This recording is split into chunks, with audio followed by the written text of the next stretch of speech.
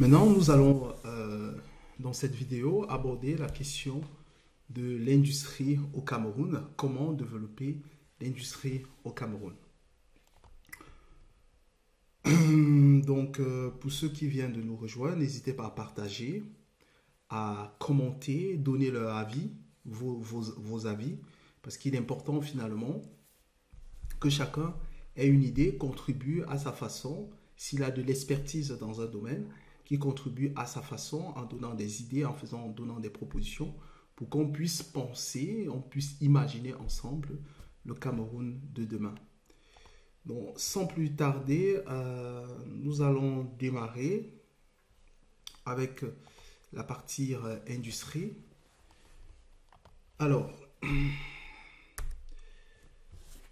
pour développer la partie industrie au Cameroun, il y a un élément primordial qu'il va falloir prendre en compte.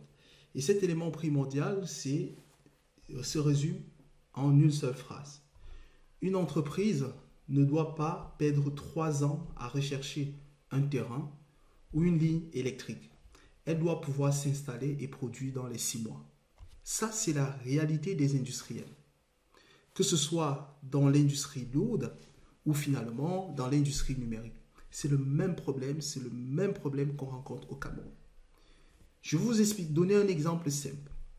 Vous êtes un jeune, vous êtes passionné par le domaine de l'industrie. Vous voulez produire, par exemple, des céréales pour bébés. Vous avez fait vos épargnes, vous avez épargné, je ne sais pas, 500 millions. Et vous voulez rentrer au Cameroun, construire finalement cette usine et commencer à produire des céréales pour bébés et recruter. La première contrainte quand vous arrivez au Cameroun, vous devez chercher un environnement, un lieu où vous allez produire. Et ce lieu-là, vous n'existe pas. Donc, vous êtes obligé de chercher un terrain. Trouver un terrain, ça prend du temps. Il faut l'acheter et ça coûte de l'argent. Et votre argent, vos 500 millions, ce n'est pas pour acheter un terrain, ce n'est pas pour construire des murs, c'est pour lancer la production de vos céréales pour bébés. Donc ça, c'est le premier frein. Le deuxième frein, c'est une fois que vous avez le terrain, il faut construire. Après, c'est la phase de construction qui va prendre encore du temps. Donc, du terrain jusqu'à l'usine, jusqu'à la construction des 4 murs pour lancer ton activité, ça te prend déjà un an et demi. Donc, vous voyez que ce n'est pas envisageable. Deuxièmement, il va falloir que vous ayez l'eau, parce que pour produire des céréales pour bébés, il faut de l'eau et tous les systèmes de filtres qui vont avec. Puis, il vous faut de l'électricité. Il va falloir que vous imaginez un groupe électrogène, que vous imaginez des panneaux voltaïques qui ne peuvent pas permettre de faire tourner une usine. Vous voyez très bien que dans la structure actuelle, telle que c'est pensé dans nos pays, c'est impossible pour quelqu'un qui veut se lancer dans le domaine industriel de démarrer une activité au Cameroun. Ce qui est anormal. Donc, ce qu'il faut, lorsque la personne vient avec ses 500 millions et qui veut lancer sa production de céréales pour bébés, par exemple, il doit trouver un local déjà prêt à l'emploi, pouvant accueillir des équipements industriels, pouvant accueillir sa matière première, déjà alimenté en électricité, déjà alimenté en eau et déjà alimenté en Internet. Du coup, il n'a plus cette préoccupation. La seule préoccupation qu'il a, c'est comment recruter, comment acheter le matériel, comment installer mon matériel pour lancer ma production. Donc, si on veut industrialiser, on doit penser à construire des zones industrielles prêtes à l'emploi. Des zones industrielles prêtes à l'emploi. Alors, ce que je viens de dire, ce n'est pas une invention, ce n'est pas une nouveauté. Ça a déjà été évoqué plusieurs fois dans plusieurs pays africains. Ils ont créé ce qu'on appelle les zones franches. Ils ont créé ces zones franches sur l'impulsion de l'Union européenne qui a obligé à ces gens-là, ces gouvernements africains à créer des zones franches qui sont très souvent dans tous les pays où on y va, sont situées au niveau des ports. La question que je vais vous poser, Est-ce que vous êtes déjà allé dans une zone franche? Au Togo, en Côte d'Ivoire, etc. Ces zones franches, ce sont des zones qui sont censées accueillir des entreprises clés en main. Mais le loyer dans ces zones franches coûte 3 millions de francs CFA. Donc, imaginez-vous un seul instant que vous avez un jeune au quartier qui fabrique des belles cuisines qu'on peut exporter en Europe et les vendre pour faire concurrence aux entreprises européennes et faire entrer la devise chez nous. Il n'a pas 3 millions de francs CFA à mettre pour louer des bâtiments au niveau des ports. Ça n'a pas de sens.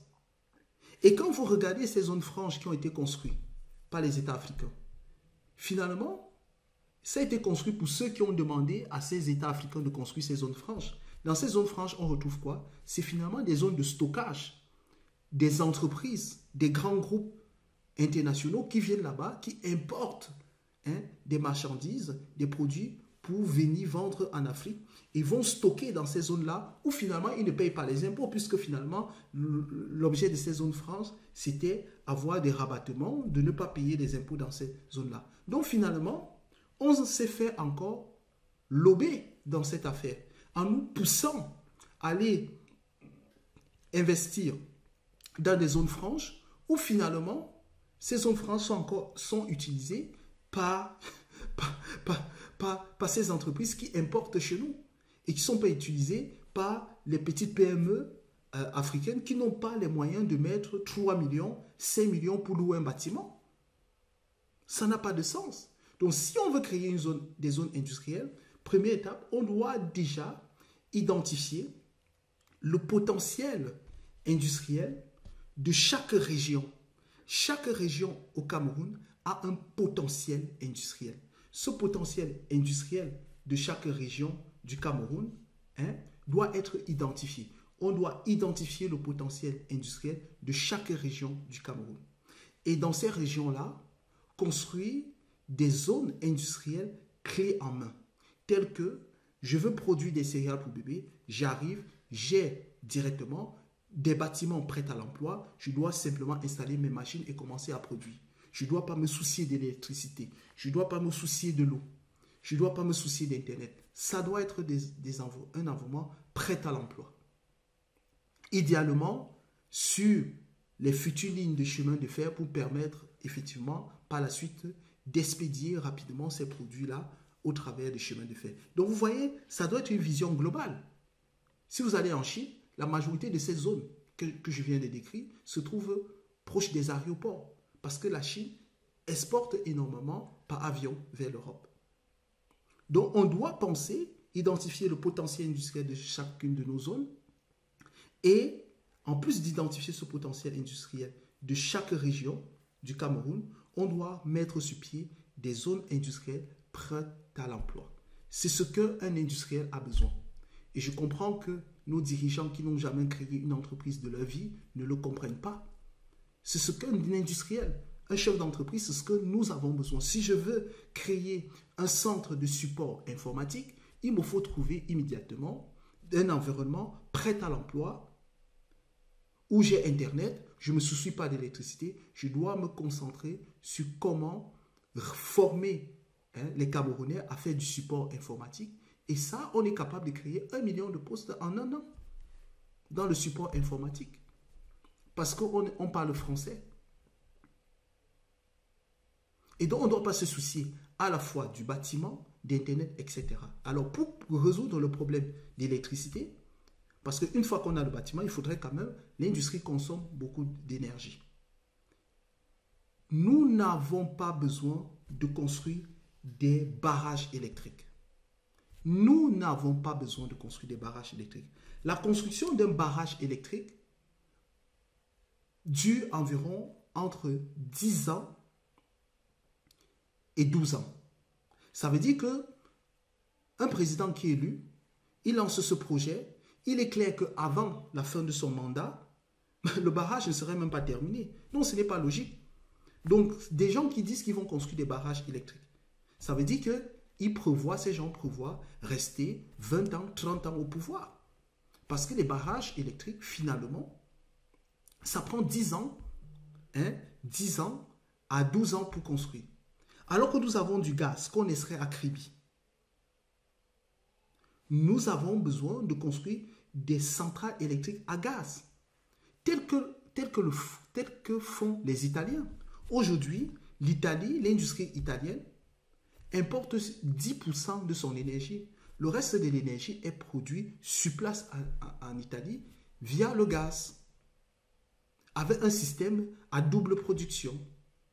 Combustion du gaz et récupération des vapeurs chaudes pour faire tourner d'autres turbines aussi. Donc, nous pouvons aller là-dessus. Et la construction d'une centrale à gaz, ça prend entre 1 an et 2 ans. Ça veut dire qu'on peut doter tous les 10 régions de notre pays d'une autonomie énergétique avec des centrales à gaz. Et du coup, nos centrales électriques viendront juste en support. Et donc, ça permet à une industrie de se développer. On n'a pas besoin de centrales nucléaires. On n'a pas besoin de barrages électriques qui prennent du temps pour construire. Nous avons du gaz. Aujourd'hui, on exporte le gaz. Les gens partent chez eux, ils utilisent ces gaz-là pour alimenter leurs centrales électriques. Ils produisent finalement des produits finis qui reviennent vendre chez nous. Et quand nous, on veut de l'énergie, on part à la Banque mondiale pour dire on veut un crédit pour que ces entreprises-là viennent construire des barrages chez nous qui prennent 10 ans, 12 ans. Alors que nous vendons le gaz qu'ils utilisent pour aller produire de l'énergie chez eux. Ce n'est pas logique.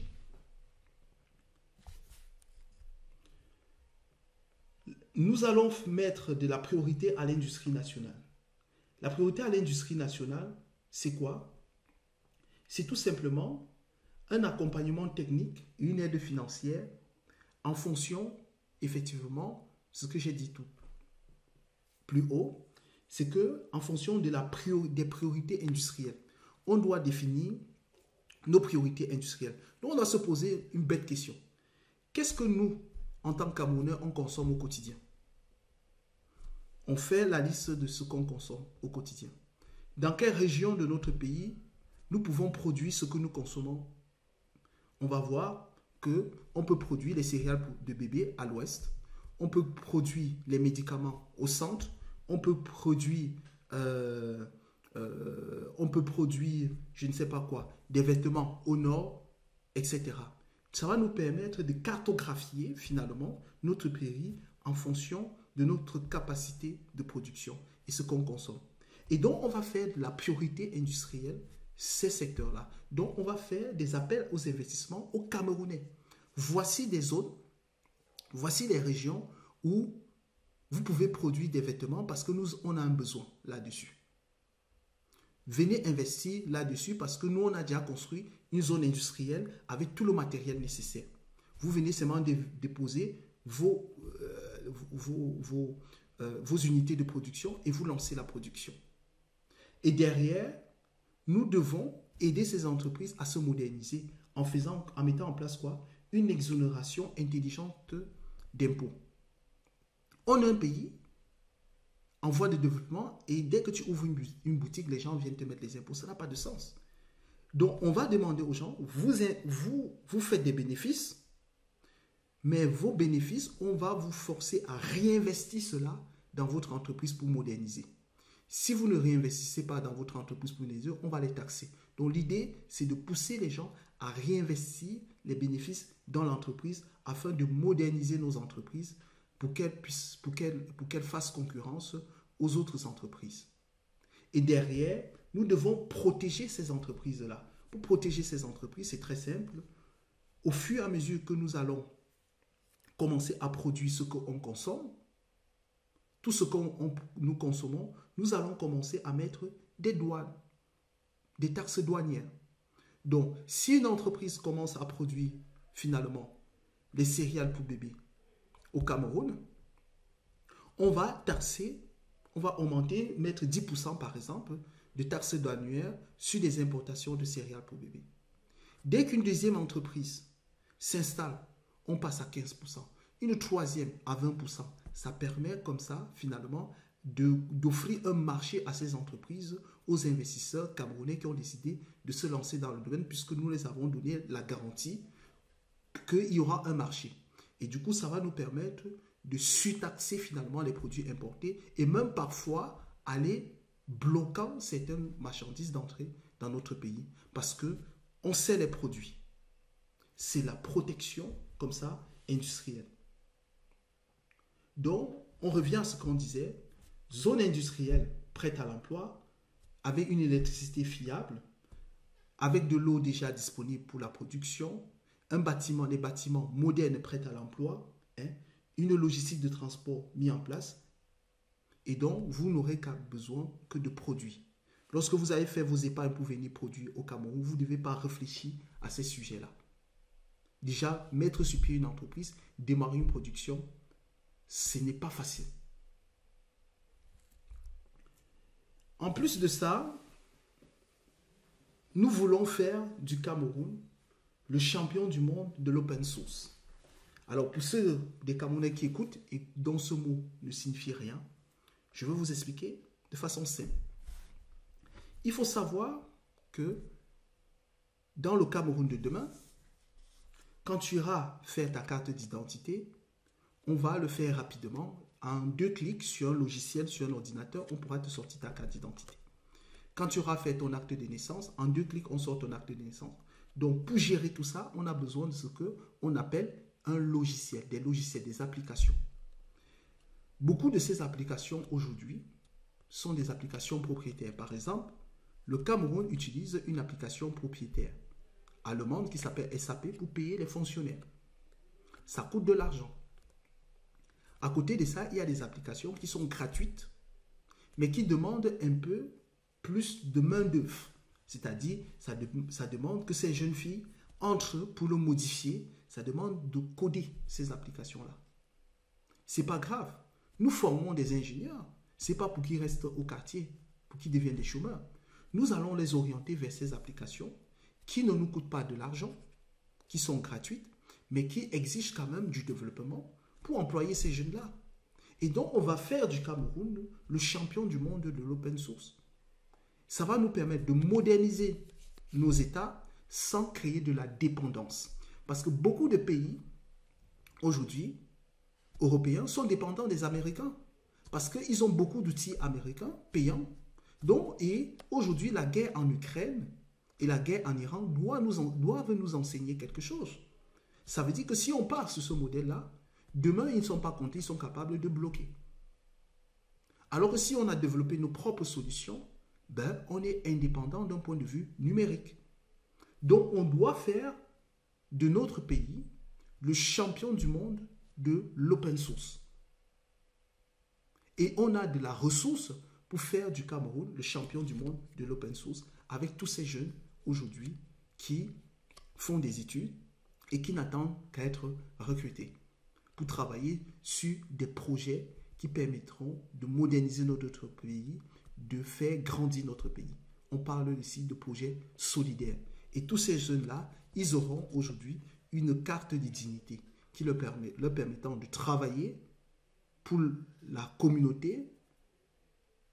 Et en échange, ils sont rémunérés dans cette carte de dignité qu'ils peuvent dépenser dans des supermarchés appartenant à l'État. Ça va éviter nos États à aller prendre des crédits au niveau des marchés internationaux pour finalement venir encore faire des marchés publics où cet argent va repartir alors qu'on a de la ressource qui peut travailler sur ces sujets-là et finalement moderniser nos administrations, mais moderniser aussi nos entreprises grâce à l'open source. Donc ça, c'était notre vision sur l'industrie.